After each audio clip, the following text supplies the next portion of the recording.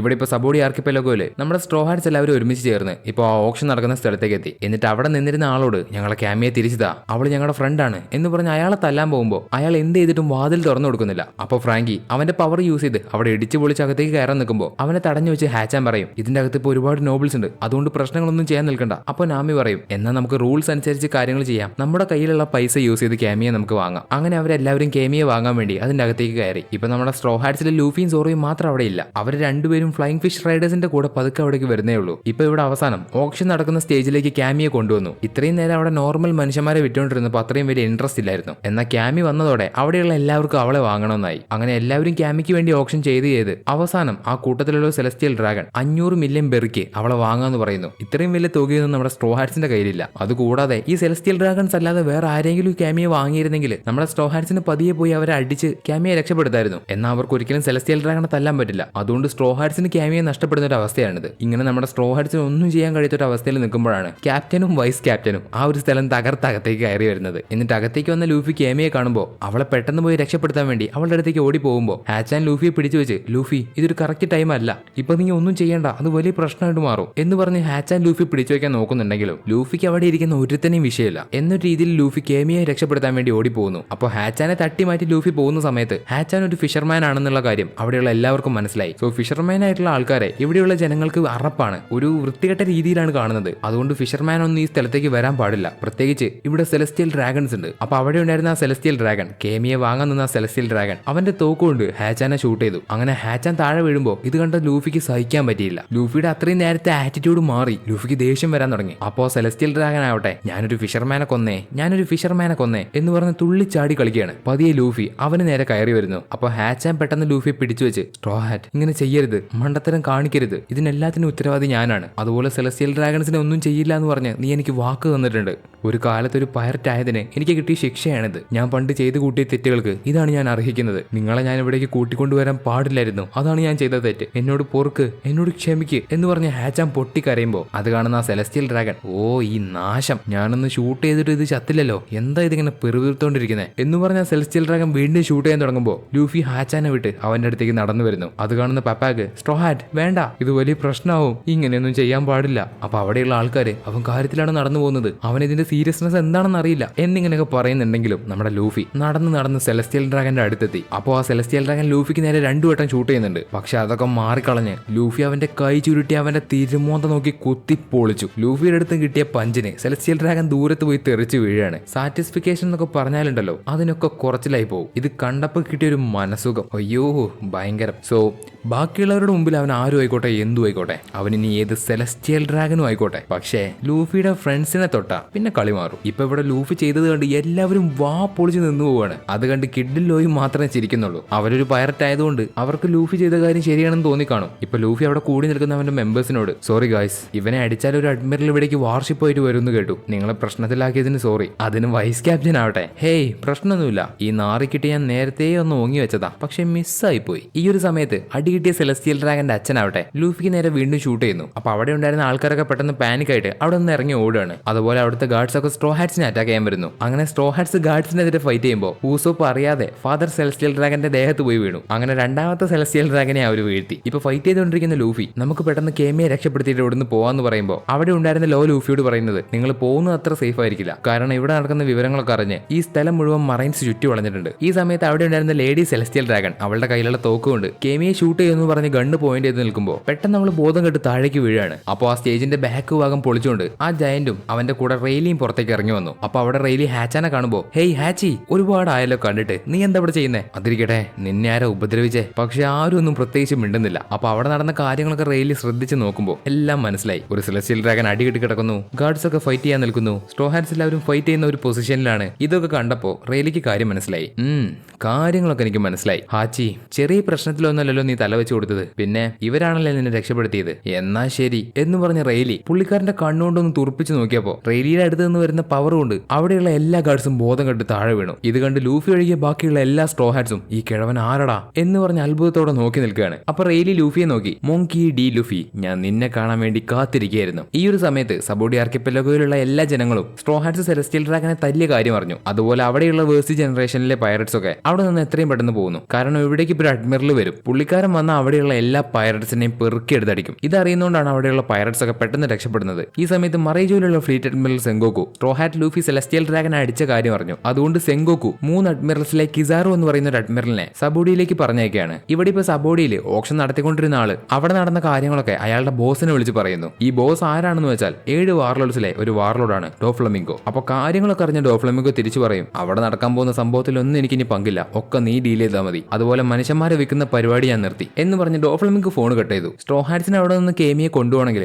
അവളുടെ കഴുത്തിലെ ആ കോളർ അഴിച്ചു മാറ്റണം, അല്ലെങ്കിൽ ആ കോളർ പുറത്തിറങ്ങിയ പൊട്ടിത്തെറിക്കും. ആ കോളർ വെച്ചിരിക്കുന്ന ആൾക്കാർക്ക് കുറച്ച് ദൂരം വരെ പോകാൻ കഴിയുള്ളൂ, അത് കഴിഞ്ഞാൽ അത് പൊട്ടിത്തെറിക്കും. അതുകൊണ്ട് കേമിയുടെ കഴുത്തിലുള്ള കോളർ അഴിക്കണമെങ്കിൽ ഒരു ചാവി വേണം. അപ്പൊ ഫ്രാങ്കി ചാവി അന്വേഷിച്ച് പോകുന്ന സമയത്ത് റെയിലി പതിയെ ആ കോളറിൽ പിടിക്കും. അപ്പൊ ആ കോളർ അതിന്റെ അലാറം റിങ് ചെയ്യാൻ തുടങ്ങുന്നുണ്ട്. കുറച്ച് സമയം കൂടി കഴിഞ്ഞാൽ അത് പൊട്ടിത്തെറിക്കും. പക്ഷെ റെയിലി ആ കോളർ പൊട്ടിച്ച് വലിച്ചെറിഞ്ഞു. ആ കോളർ ഒരിക്കലും ചാവി ഇല്ലാതെ അഴിക്കാൻ പറ്റില്ല. ചാവി ഇല്ലാതെ അഴിക്കാൻ നോക്കുകയാണെങ്കിൽ ഉറപ്പായിട്ടും പൊട്ടിത്തെറിക്കും, അത് ഇട്ടിരിക്കുന്ന ആൾ മരിക്കും ചെയ്യും. പക്ഷെ റെയിലി അത് സിമ്പിളായിട്ട് പൊട്ടിച്ച് വലിച്ചെറിഞ്ഞു. ഇത് കണ്ട് സ്ട്രോ ഹാറ്റ്സ് വീണ്ടും വാ പൊളിച്ച് നിന്ന് പോവാണ്. ഇങ്ങനെ എത്ര പ്രാവശ്യമായിട്ടാണ് ഈ അത്ഭുതങ്ങൾ കാണിച്ചുകൊണ്ടിരിക്കുന്നത്? അപ്പൊ വാ പൊളിച്ച് നിന്ന് പോവില്ലേ? റോജേഴ്സ് പൈററ്റ്സിലെ വൈസ് ക്യാപ്റ്റന്റെ അടുത്ത് നിന്ന് നമ്മൾ ഇത്രയൊക്കെ പ്രതീക്ഷിക്കണ്ടേ? ഇപ്പൊ ലൂഫി റെയിലിയോട് നിങ്ങൾ എന്നെ കാണണമെന്ന് പറഞ്ഞല്ലേ, അതെന്തിനാ? നമുക്ക് അതിനെപ്പറ്റി പിന്നീട് സംസാരിക്കാം. ഇപ്പൊ ആദ്യം നമുക്ക് ഇവിടെ നിന്ന് രക്ഷപ്പെടാനുള്ള വഴി നോക്കാം എന്ന് പറഞ്ഞ് റെയിലി പറയാണ്. ഇപ്പൊ അവിടെയുള്ള കിഡിനും ലോയ്ക്കും റെയിലി ആരാണെന്ന് മനസ്സിലായി. അപ്പൊ റെയിലി അവര് കേൾക്കാൻ വേണ്ടി നിങ്ങൾക്ക് എന്നെ മനസ്സിലായി എന്ന് എനിക്കറിയാം, അതുകൊണ്ട് എന്റെ പഴയ പേരൊന്നും നിങ്ങൾ എന്നെ വിളിക്കാൻ നിൽക്കണ്ട, ഞാനൊരു വയസ്സായ കിഴവനാണ്, ഇപ്പൊ ഷിപ്പൊക്കെ കോട്ട് ചെയ്ത് കൊടുക്കുന്നു, എന്നെ നിങ്ങൾ റേ എന്ന് വിളിച്ചാൽ മതി, എനിക്ക് കുറച്ചു കാലം കൂടെ സമാധാനത്തോടെ ജീവിക്കണമെന്നുണ്ട്, അതുകൊണ്ട് നിങ്ങളുടെ കൂടെ ഫൈറ്റ് ചെയ്യാൻ ഞാനില്ല, എന്നെ അവിടെയുള്ള ആൾക്കാരൊക്കെ മനസ്സിലാക്കും എന്ന് പറഞ്ഞ് റെയിലി പറയുമ്പോൾ പുറത്തു പോയിട്ട് ഫൈറ്റ് ചെയ്യാൻ പോകുന്നത് ലൂഫിയാണ്. ലൂഫിയെ സഹായിക്കാൻ വേണ്ടി കിഡും ലോയും പോകുന്നുണ്ട്. പുറത്തു വന്ന ഇവർ 3 പേരും അവിടെയുള്ള നേവി സോൾജേഴ്സിനെ എടുത്തിട്ട് അടിക്കുകയാണ്. ലോയും കിഡും ഒരു ഡബിൾ ഫ്രൂട്ട് യൂസേഴ്സ് ആണ്. ഇതിൽ ലോയുടെ പവർ എന്താന്ന് വെച്ചാൽ അവനൊരു ചെറിയ ഡിസ്റ്റൻസ് വരെ ഒരു സർക്കിൾ ഉണ്ടാക്കാൻ പറ്റും. അങ്ങനെ ഉണ്ടാകുന്ന സർക്കിളിന്റെ പേരാണ് റൂം. അതിന്റെ അകത്ത് വെച്ച് അവൻ എന്ത് വേണമെങ്കിലും ചെയ്യാം. ലൈക്ക് അതിന്റെ അകത്ത് ആരെങ്കിലും ഉണ്ടെങ്കിൽ ലോയ്ക്ക് വേണമെങ്കിൽ അവരുടെ ബോഡി മുറിച്ച് സെപ്പറേറ്റ് ചെയ്യാൻ പറ്റും, വേണമെങ്കിൽ ഹൃദയം വരെ പുറത്തെടുക്കാം. എന്നാലും അയാൾ മരിക്കൊന്നുമില്ല, ആ റൂമിൽ വെച്ച് ഇങ്ങനെയൊക്കെ ചെയ്യാൻ പറ്റും. ഇത് കൂടാതെ ഈ റൂമിൽ ഒരു ചെറിയ കല്ലുണ്ടെങ്കിൽ, ഒരു ചെറിയ എന്തെങ്കിലും ഒരു ഒബ്ജക്ട് ഉണ്ടെങ്കിൽ അവിടേക്ക് കണ്ണ് തുറക്കുന്നതിന് മുമ്പ് ഇവനെ ടെലിപ്പോർട്ട് ചെയ്യാൻ പറ്റും. അതായത് കല്ലിനെയും ഇവനെയും ഷിഫ്റ്റ് ചെയ്യാം. ഇവനിരുന്ന ഭാഗത്തേക്ക് കല്ല് വരും, കല്ലിരുന്ന ഭാഗത്തേക്ക് ഇവൻ പോകും. ഇത് മാത്രമല്ല പവർ, ഒരുപാട് പവർ ഉണ്ട്. ഈ റൂമിന്റെ അകത്ത് വെച്ച് അവന് കാണിച്ചു കൂട്ടാൻ പറ്റുന്നത് പലതാണ്. അവന്റെ ഈ ഒരു ഡബിൾ ഫ്രൂട്ടിന്റെ പേര് ഓപ്പ് നോമി. ഇതൊരു പാരമീസിയ ടൈപ്പ് ഡബിൾ ഫ്രൂട്ട് ആണ്. ഇനി കിഡിന്റെ ഡബിൾ ഫ്രൂട്ട് പവർ എന്താന്ന് വെച്ചാൽ അവന് മാഗ്നറ്റിക് ഫോഴ്സ് ക്രിയേറ്റ് ചെയ്ത് ഒരു മെറ്റലിനെ കൺട്രോൾ ചെയ്യാൻ പറ്റും. അതായത് മെറ്റൽ യൂസ് ചെയ്ത് അവൻ എന്ത് വേണമെങ്കിലും ചെയ്യാം. ഒരു നോർമൽ മെറ്റൽ ആണെങ്കിൽ അതുകൊണ്ട് ഗൺ ഉണ്ടാക്കാം, അതുപോലെ മെറ്റൽ യൂസ് ചെയ്തിട്ട് എന്ത് ചെയ്യാൻ പറ്റുമോ അതൊക്കെ ചെയ്യാം. മെറ്റലിന്റെ ഷേപ്പ് മാറ്റാം, അതുപോലെ മെറ്റൽ യൂസ് ചെയ്ത് വെപ്പൺസ് ഉണ്ടാക്കാം. ഒരു മെറ്റലിനെ അവന്റെ അടുത്തേക്ക് വലിച്ചെടുത്ത് അത് തിരിച്ച് റിപ്പൽ ചെയ്യാൻ പറ്റും. മെറ്റൽ യൂസ് ചെയ്ത് വലിയ റോബോട്ടിക് കൈയൊക്കെ യൂസ് ചെയ്ത് അങ്ങനെ അറ്റാക്ക് ചെയ്യാൻ പറ്റും. ഇങ്ങനെയൊക്കെ ചെയ്യാൻ പറ്റുന്ന ഈ ഒരു ഡബിൾ ഫ്രൂട്ടിന്റെ പേരാണ് ജിക്കി നോമി. ഇതും ഒരു പാരമീസിയ ഡബിൾ ഫ്രൂട്ട് ആണ്. സോ കിഡും ലൂഫിയും ലോയും ചേർന്ന് അവിടെയുള്ള എല്ലാ മറൈൻസിനെ അടിച്ച് തോൽപ്പിച്ചു. എന്നിട്ട് ലൂഫി കിഡിനോടും ലോയോടും നന്ദി പറഞ്ഞ് പരിക്ക് പറ്റിയ ഹാച്ചാനെയും കൊണ്ട് അവിടെ നിന്ന് റെയിലിയുടെ വീട്ടിലേക്ക് പോകുന്നു. അവിടെ എത്തിയതിനു ശേഷം പുള്ളിക്കാരൻ ആരാണ്, പുള്ളിക്കാരന്റെ പേരെന്താണെന്ന് സ്ട്രോ ഹാറ്റ്സിനോട് പറയുമ്പോൾ എന്ത് സിൽവേഴ്സ് റെയിലിയോ, ഈ ലോകത്ത് നിങ്ങളുടെ പേര് ഒരു പ്രാവശ്യം പോലും കേൾക്കാത്ത ആൾക്കാരില്ല. അപ്പൊ ബ്രൂക്ക് ആവട്ടെ ഗോൾഡി റോജർ. ഒരുപാട് വർഷങ്ങൾക്ക് മുമ്പ് ഈ ഒരു പേരുള്ള തുടക്കക്കാരനെ പറ്റി ഞാൻ കേട്ടിട്ടുണ്ട്, അത് സത്യമാണോ എന്ന് എനിക്കറിയില്ല. അത്രയും ആൾക്കാർ ഇത് കേട്ട് അവിടെ കിളി പോയി നിൽക്കുമ്പോൾ ബ്രൂക്ക് മാത്രം ഇത് ചില്ലായിട്ട് പറയാണ്. അപ്പോൾ സാഞ്ചി റെയിലിയോട് ഗോൾഡി റോജറിനെ എക്സിക്യൂട്ട് ചെയ്തിട്ട് 22 വർഷം കഴിഞ്ഞു, എന്നിട്ട് നിങ്ങളുടെ കഴുത്തെന്താണ് അവർ മുറിക്കാത്തത്? അതിന് റെയിലി ആവട്ടെ അവർക്ക് ഞങ്ങളെ പിടിക്കാൻ കഴിയില്ല, അതുപോലെ റോജർ അവനായിട്ട് ചെന്ന് പിടികൊടുത്തതാണ്, അല്ലാതെ അവനെയൊന്നും മറയുന്നല്ല.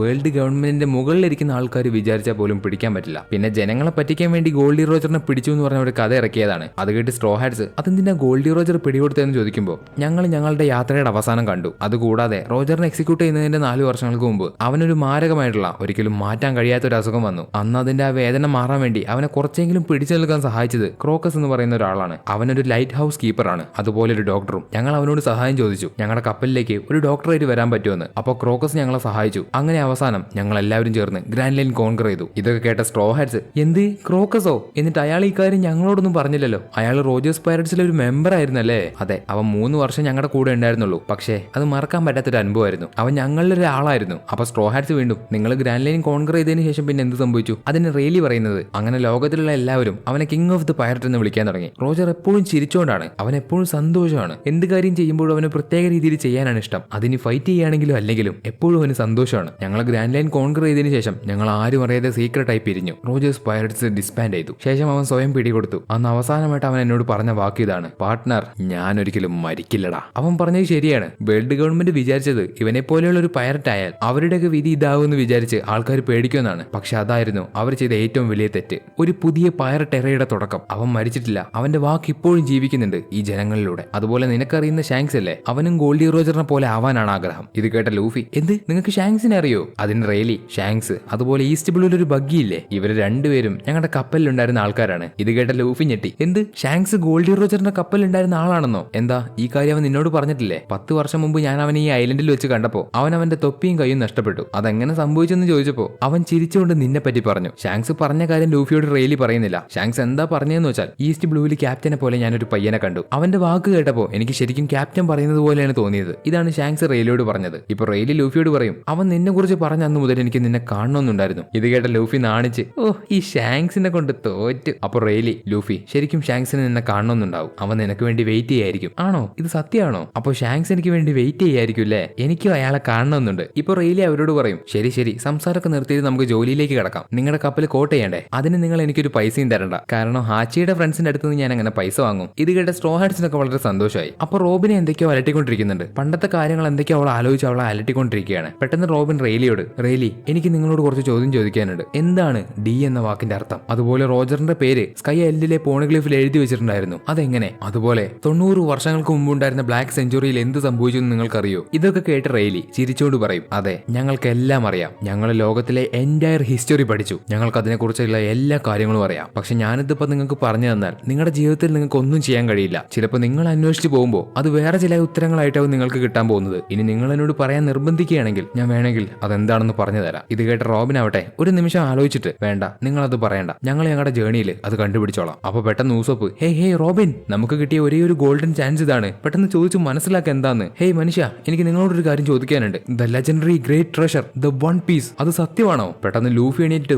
ഊസോപ്പ് എന്ന് പറഞ്ഞ് ഊസോപ്പിനെ അലറി വിളിക്കുമ്പോൾ ഊസോപ്പ് വരെ ഞെട്ടിപ്പോവും. എനിക്ക് ആ ട്രഷർ എവിടെയാണെന്ന് അറിയണ്ട, അത് ശരിക്കും ഉണ്ടോന്ന് അറിയണ്ട, എന്നാലും നമ്മൾ നമ്മുടെ ജേണി ഇവിടെ സ്റ്റാർട്ട് ചെയ്യും. അയാൾ നമുക്ക് ഈ കാര്യം പറഞ്ഞു തരികയാണെങ്കിൽ പിന്നെ ഒരു പൈററ്റ് ആവാൻ നമുക്ക് അർഹതയില്ല. എനിക്ക് ഒരിക്കലും ഒരു ബോറിംഗ് ആയിട്ടുള്ള അഡ്വഞ്ചറിന് പോകാൻ ആഗ്രഹമില്ല, മനസ്സിലായോ? ഇത് കേട്ട ഊസോപ്പ് അവന്റെ ക്യാപ്റ്റനോട് സോറി പറയുന്നു. അപ്പോൾ ഇത് കേട്ട് റെയിലി അവിടെ, നിനക്കത് ചെയ്യാൻ പറ്റുമെന്ന് നിനക്ക് തോന്നുന്നുണ്ടോ? ഈ കടല്, ഈ ഗ്രാൻഡ് ലൈൻ നീ വിചാരിക്കുന്നതിനേക്കാൾ ഒരുപാട് വലുതാണ്. അതുകൊണ്ട് നിനക്ക് ഈ കടലിനെ ഭരിക്കാൻ പറ്റുമെന്ന് നിനക്ക് തോന്നുന്നുണ്ടോ? അതിന് ലൂഫി, ഹേയ് എനിക്കൊന്നും നീ ഭരിക്കാനൊന്നും താല്പര്യമില്ല. ഈ കടലിലെ ഏറ്റവും സ്വതന്ത്രമായിട്ടുള്ള മനുഷ്യൻ അതാണ് കിങ് ഓഫ് ദ പൈററ്റ്. ഇത് കേട്ട് റെയിലിക്ക് ലൂഫി ഒരുപാട് ഇഷ്ടമായി. അതായത് ലൂഫി പറയുന്നത് കേട്ടിട്ട് റെയിലിക്ക് അത് ഗോൾഡി റോജർ പറയുന്നത് പോലെ തോന്നി. തുടർന്ന് റെയിലി അവരുടെ ഷിപ്പ് കോട്ട് ചെയ്യാൻ വേണ്ടി പോവാണ്. ഇവരുടെ ഷിപ്പ് ബബിൾ കോട്ട് ചെയ്തെടുക്കാൻ ഒരു 3 ദിവസം ടൈം എടുക്കും. അതുവരെ സ്ട്രോ ഹാറ്റ്സ് ഈ സബോഡിയിലാണ് നിൽക്കേണ്ടത്. കൂടാതെ അവർക്ക് വേറൊരു പ്രശ്നമുണ്ട്, ഇവിടേക്ക് അഡ്മിറൽ വന്നു എന്നുള്ള കാര്യം അവർക്കറിയാം. പക്ഷെ അതൊന്നും പേടിക്കാതെ സ്ട്രോ ഹാറ്റ്സ് അവർക്ക് ഫിഷർമാൻ ഐലൻഡിലേക്ക് പോകുമ്പോൾ കുറെ സാധനങ്ങൾ വേണം. സോ അത് വാങ്ങാൻ വേണ്ടി സ്ട്രോ ഹാറ്റ്സ് എല്ലാവരും ഷോപ്പിങ്ങിന് പോകുന്നു. ഈ ഒരു സമയത്ത് തന്നെയാണ് സബോഡിയിലും ഈ വേൾഡ് മുഴുവനും എല്ലാവരും വേൾഡ് ഗവൺമെന്റിന്റെ ഒരു പുതിയ ന്യൂസ് ആണ് സംസാരിച്ചുകൊണ്ടിരിക്കുന്നത്. അത്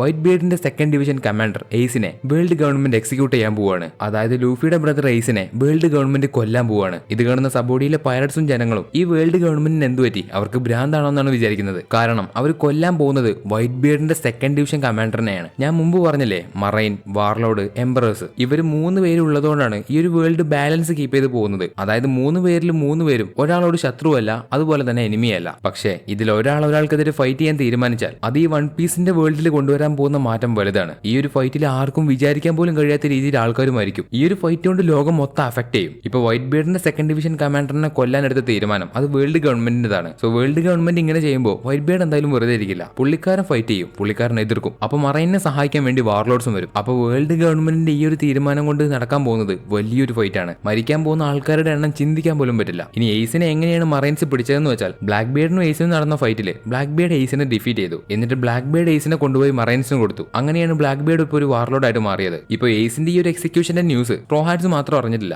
എയ്സിന് എന്തോ അപകടം ഉണ്ടെന്ന് കഴിഞ്ഞ സാഗയിൽ പറഞ്ഞല്ലേ, ആ ഒരു അപകടം ഇതാണ്. ഇപ്പൊ ഈ സംഭവങ്ങളൊക്കെ ഞാൻ നടന്നുകൊണ്ടിരിക്കുമ്പോൾ സബോഡിയിലേക്ക് ഒരു വാർഷിപ്പ് പോയിട്ട് കിസാറു എത്തി. പുള്ളിക്കാരൻ വന്ന ഉടനെ അവിടെയുള്ള പൈററ്റ്സിനെയൊക്കെ എടുത്ത് വാരി അടിക്കുകയാണ്. എന്തിനു വേണ്ടി? സ്ട്രോ ഹാറ്റ്സിനെ കണ്ടുപിടിക്കാൻ വേണ്ടി. കിസാറുവിന്റെ കൂടെ സഹായിക്കാൻ വേണ്ടി നമ്മൾ മുമ്പ് കണ്ട ബാർത്തലോമിയോ കൂമേ വന്നിട്ടുണ്ട്. ഇപ്പൊ അവിടെയുള്ള വേഴ്സ്റ്റ് ജനറേഷനിലെ പൈററ്റ്സ് കിസാറുവിന്റെ കൂടെ ഫൈറ്റ് ചെയ്യാണ്. അവർക്ക് എല്ലാവർക്കും നല്ലതുപോലെ പവർ ഉണ്ട്. പക്ഷെ എന്ത് ചെയ്തിട്ട് കിസാറുവിന്റെ കൂടെ പിടിച്ചു നിൽക്കാൻ പറ്റുന്നില്ല. കാരണം കിസാറു ഒരു അഡ്മിറലാണ്. അഡ്മിറൽ എന്ന് പറയുമ്പോൾ നമ്മൾ പവർ കുറച്ച് കാണാൻ പാടില്ല. കിസാറു പിക്ക നോമി എന്ന് പറയുന്ന ഒരു ഡെവിൾ ഫ്രൂട്ട് യൂസറാണ്. ഇതൊരു ലോജിയ ടൈപ്പ് ഡെവിൾ ഫ്രൂട്ട് ആയതുകൊണ്ട് ഇവന്റെ എബിലിറ്റീസ് എന്തൊക്കെയാന്ന് വെച്ചാൽ ഇവന് ലൈറ്റ് സ്പീഡിൽ അറ്റാക്ക് ചെയ്യാൻ പറ്റും. അതായത് ഇവനെ ഒരു ലൈറ്റ് ആയിട്ട് മാറി അറ്റാക്ക് ചെയ്യാൻ പറ്റും. അതുപോലെ ലൈറ്റ് യൂസ് ചെയ്ത് വെപ്പൺസ് ഉണ്ടാക്കാം. ലൈറ്റിന്റെ സ്പീഡിൽ മൂവ് ചെയ്യാൻ പറ്റും. അല്ലെങ്കിൽ അതിനേക്കാൾ കൂടുതൽ പുള്ളിക്കാരന്റെ അടുത്തേക്ക് ഒരു അറ്റാക്ക് വരികയാണെങ്കിൽ അതിനെ മറികടക്കുക എന്ന് പറയുന്നത് സിമ്പിൾ ആയിട്ടുള്ള കാര്യമാണ്. അതുപോലെ ലൈറ്റ് യൂസ് ചെയ്ത് അറ്റാക്ക് ചെയ്യാം. ലൈറ്റ് യൂസ് ചെയ്ത് സാധനങ്ങൾ ഉണ്ടാക്കിയെടുക്കാം. ഇതുപോലെ ഒരുപാട് പവർ കിസാറുവിനുണ്ട്. ഇപ്പൊ ഈ ഒരു പവറൊക്കെ യൂസ് ചെയ്ത് കിസാറു അതുപോലെ കൂമയും ഇവർ രണ്ടുപേരും ചേർന്ന് അവിടെയുള്ള വേഴ്സ് ജനറേഷനിലെ എല്ലാ പൈററ്റ്സിനെയും തോൽപ്പിച്ചു. ഇവിടേക്ക് മറൈൻസ് വന്ന കാര്യം നമ്മുടെ സ്ട്രോ ഹാറ്റ്സിന് അറിയില്ല. ഇപ്പൊ ഈ സബോഡിയിൽ ഒരു കൂമയല്ല ഉള്ളത്, പകരം ഒരുപാട് കൂമയുണ്ട്. അതെന്താണെന്ന് വെച്ചാൽ ഇവിടെയുള്ളതൊന്നും ഒറിജിനൽ കൂമയല്ല.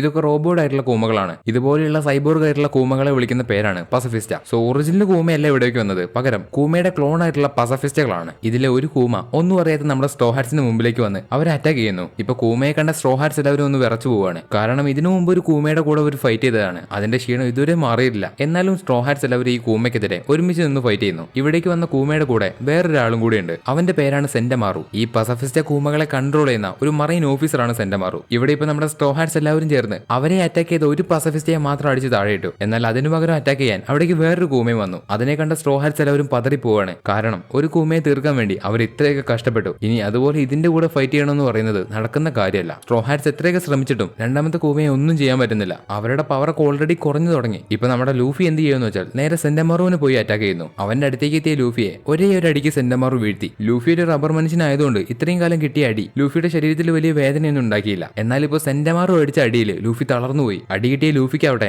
സെന്റമാറു എന്തോ പുതിയ പവർ യൂസ് ചെയ്യുന്നുണ്ടെന്ന് മനസ്സിലാകുന്നുണ്ട്. അതുപോലെ സ്ട്രോ ഹാറ്റ്സ് ഒക്കെ എത്ര ശ്രമിച്ചിട്ടും അവർക്ക് കൂമയും സെന്റമാറുവിനെ ഒന്നും ചെയ്യാൻ പറ്റുന്നില്ല. ഇവർക്കെതിരെ പിടിച്ചു നിൽക്കാൻ പോലും പറ്റാത്തൊരവസ്ഥ. ആൻഡ് ഫൈനലി അവിടേക്ക് സ്ട്രോ ഹാറ്റ്സിനെ തീർക്കാൻ വേണ്ടി കിസാറു വന്നു. കിസാറു പെട്ടെന്ന് അവന്റെ ലൈറ്റ് പവർ യൂസ് ചെയ്ത് സ്ട്രോ ഹാറ്റ്സിനെ അറ്റാക്ക് ചെയ്യുമ്പോൾ ആ ഒരു അറ്റാക്ക് സോറോ അവന്റെ സ്വന്തം ബോഡിയിലേക്ക് ഏറ്റുവാങ്ങി സാക്രിഫൈസ് ചെയ്തു. ശേഷം നിലത്ത് വീണ് കിടക്കുന്ന സോറോയെ കിസാറു ചവിട്ടി തീർക്കാൻ വരുമ്പോൾ ലൂഫി പേടിച്ച് നിൽക്കുന്ന ഊസോപ്പിനെ വിളിച്ചത് തടയാൻ പറയുന്നു. ക്യാപ്റ്റന്റെ ആ വാക്ക് കേട്ടോടനെ ഊസോപ്പ് അവന്റെ പേടിയൊക്കെ മാറ്റിവെച്ച് അവന്റെ സ്ലിംഗ് ഷോട്ട് കൊണ്ട് കിസാറുവിനെ പോയിന്റ് ചെയ്യാണ്. ഒരു തരി പേടിയില്ലാതെ. സ്ട്രോ ഹാറ്റ്സിന് കിസാറുവിന്റെ കൂടെ പിടിച്ചു നിൽക്കാൻ പറ്റില്ല എന്ന് അവർക്കറിയാം. എന്നാലും ക്യാപ്റ്റന്റെ വാക്കുകൊണ്ട് അവരുടെ ആ ധൈര്യം കൊണ്ടാണ് ഇത്രയും നേരം പിടിച്ചു നിന്നത്. ഇപ്പൊ വീണ്ടും കിസാറു സോറോയെ ചവിട്ടാൻ തുടങ്ങുകയാണ്. ഇതോടെ സോറോ തീർന്നു നമുക്ക് ഉറപ്പായി. അപ്പൊ ഇതാ റെയിലിയുടെ ഒരു ഒന്നൊന്നര വരവ്. ഓടി വന്ന റെയിലി കിസാറുവിന്റെ കാല് ചവിട്ടി മാറ്റി. ഇപ്പൊ നമ്മൾ ഓർക്കേണ്ടത് കിസാറു ആരാ? അഡ്മിറൽ. ഈ ഒരു പ്രായത്തിൽ കിസാറുവിന്റെ കൂടെ മുട്ടി നിൽക്കാൻ പറ്റിയിട്ടുണ്ടെങ്കിൽ അന്ന് ഇയാൾ എന്തായിരിക്കും? ഓ, ആരായി വന്നിരിക്കുന്നേ? Dark king റെയിലിയോ? അപ്പൊ നിങ്ങൾ ഇവിടെ ഉണ്ടായിരുന്നു എന്നുള്ള വിവരം അത് ശരിയായിരുന്നല്ലേ എന്ന് കിസാറു റെയിലിയോട് പറയുമ്പോ ഇവര് ചെറിയ കുട്ടികളല്ലേ, ഇവരുടെ യാത്ര തുടങ്ങിയിട്ടുള്ളൂ, അതുകൊണ്ട്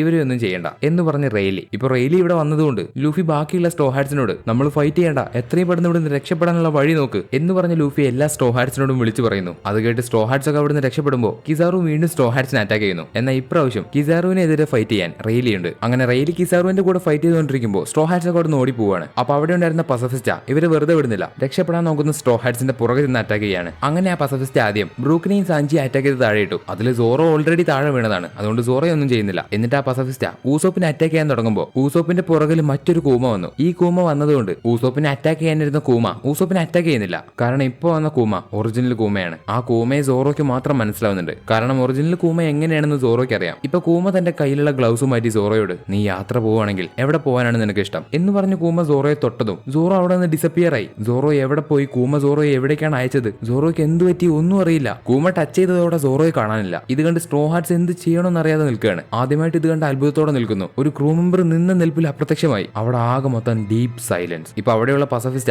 വീണ്ടും ഊസോപ്പിനെ അറ്റാക്ക് ചെയ്യാൻ തുടങ്ങുമ്പോൾ ഒറിജിനൽ കൂമ വന്ന് ആ പസഫിസ്റ്റയെ തൊട്ട് അവിടെ നിന്ന് ഡിസപ്പിയർ ആക്കി. യഥാർത്ഥ കൂമ എന്തിനാണ് ഇത് ചെയ്യുന്നത്? അവൻ ആരുടെ ഭാഗത്താണോ ഒന്നും അറിയില്ല. കൂമയെ ചെയ്യുന്നത് സെന്റമാറും കിസാറും പറഞ്ഞിട്ടല്ല. അവർക്ക് കൂമ ചെയ്യുന്നത് എന്താണെന്ന് അറിയില്ല. സോ കൂമ അവന്റെ സ്വന്തം ഇഷ്ടപ്രകാരമാണ് ചെയ്യുന്നത്. ഇപ്പൊ കൂമ സോറോയെ ചെയ്തതുപോലെ എല്ലാ സ്ട്രോ ഹാറ്റ്സിനെ അവിടെ നിന്ന് ടച്ച് ചെയ്ത് ഡിസപ്പിയർ ആക്കുകയാണ്. ഇത് കണ്ടു നിൽക്കുന്ന ലൂഫി അവരോട് ഓടാൻ പറഞ്ഞെങ്കിലും കൂമ അവരെക്കാൾ സ്പീഡിൽ പോയിട്ട് അവരെ ടച്ച് ചെയ്ത് ഡിസപ്പിയർ ആക്കി. എന്നിട്ട് കൂമ ഒരേ ഒരു സെക്കൻഡിൽ കിസാറുവിന്റെ കൂടെ ഫൈറ്റ് ചെയ്തുകൊണ്ടിരിക്കുന്ന റെയിലിയുടെ അടുത്ത് വന്ന് എന്തോ സംസാരിക്കുന്നു. ആ സംസാരിച്ച എന്താണെന്ന് കിസാറുവിന് അറിയില്ല. അതായത് അവര് സംസാരിക്കുന്നത് കിസാറുവിന് കേൾക്കുന്നില്ല. ഇപ്പൊ കൂമ റെയിലിയോട് സംസാരിച്ച് കഴിഞ്ഞതിന് ശേഷം റെയിലി കൂമയോട് അതിന് ഞാൻ നിന്നെ എങ്ങനെ വിശ്വസിക്കും? അതിന് കൂമയാവട്ടെ തീരുമാനം നിങ്ങളുടേതാണ്. എന്റെ ഈ ഒരു അവസ്ഥയിൽ എനിക്ക് പേടിയുണ്ട് ഞാൻ ഈ ചെയ്യുന്ന കാര്യത്തിന്. ഇത് കേട്ട് കിസാറുവിനാവട്ടെ ഒരു തേങ്ങി മനസ്സിലാവുന്നില്ല. കൂമ 7 വാർലോഡ്സിലെ ഗവൺമെന്റിന്റെ ഒരാളാണ്. എന്നിട്ട് പോലും എന്തിനാണ് കൂമ റെയിലിയോട് സംസാരിക്കുന്നത്? ഈ ഒരു സമയത്ത് ലൂഫി അവന്റെ മുഴുവൻ ദേഷ്യത്തില് ഗിയർ ടു യൂസ് ചെയ്ത് കൂമയെ അറ്റാക്ക് ചെയ്യുന്നു. പക്ഷെ ഒരു പഞ്ച് പോലും കൂമയ്ക്ക് കൊള്ളുന്നില്ല. അപ്പൊ കൂമയാവട്ടെ ബാക്കി അവിടെ ഉണ്ടായിരുന്ന എല്ലാ സ്ട്രോ ഹാറ്റ്സിനെയും ടച്ച് ചെയ്ത് ഡിസപ്പിയർ ആക്കി. അവസാനം ലൂഫി മാത്രം. ലൂഫിക്ക് അവന്റെ മുഴുവൻ ഫ്രണ്ട്സിനെ നഷ്ടപ്പെട്ടു. അവരെവിടെ പോയി എന്നറിയില്ല. ലൂഫിക്ക് അവരൊന്നും സഹായിക്കാൻ പറ്റിയില്ല.